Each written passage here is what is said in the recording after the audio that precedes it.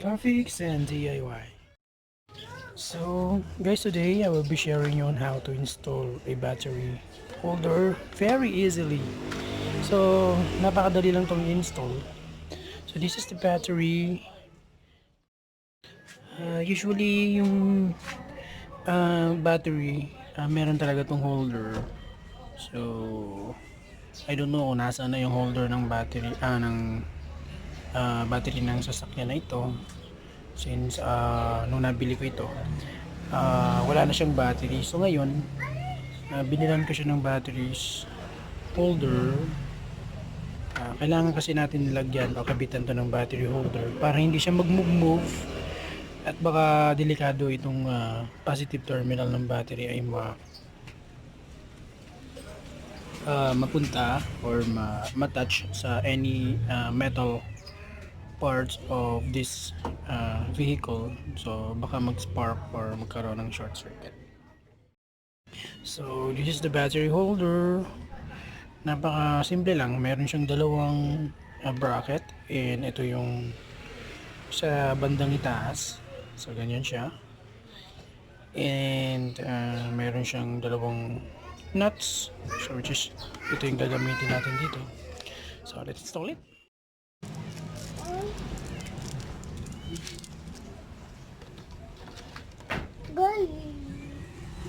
Ini kaya anak pa.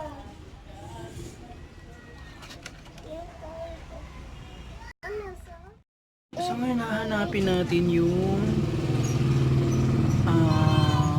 ayan, may portion dito na i-hook natin yung battery.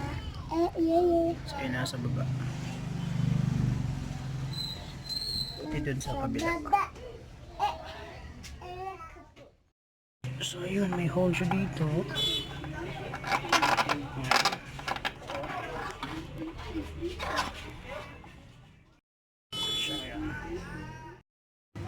So yan.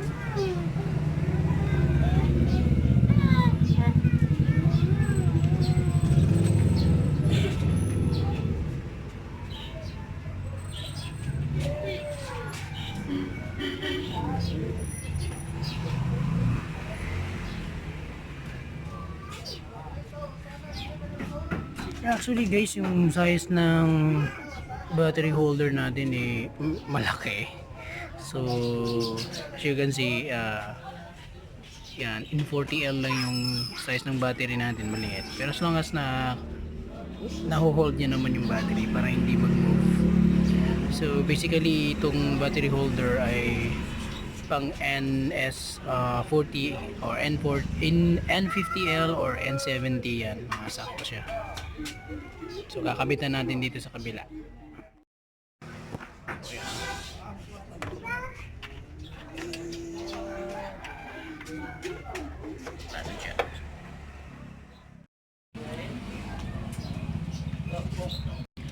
So ayan guys, na-install na natin yung battery holder. So okay siya, hindi na siya nag-move.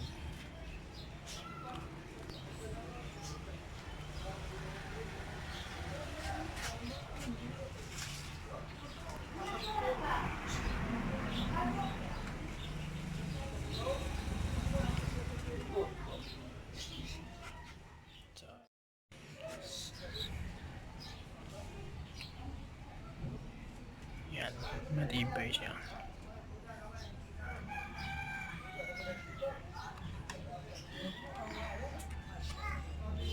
So matibay yung pagkaka-hold ng battery holder. So hindi na siya mag-move yung battery. So yan guys, at least may natutunan kayo kung paano mag-install ng battery holder. So napaka easy lang talaga tong i-install guys. Pwedeng kayo nang mag-i-install. So I hope you enjoy watching this video guys. Please do not forget to subscribe my channel. Thank you. Have a nice day.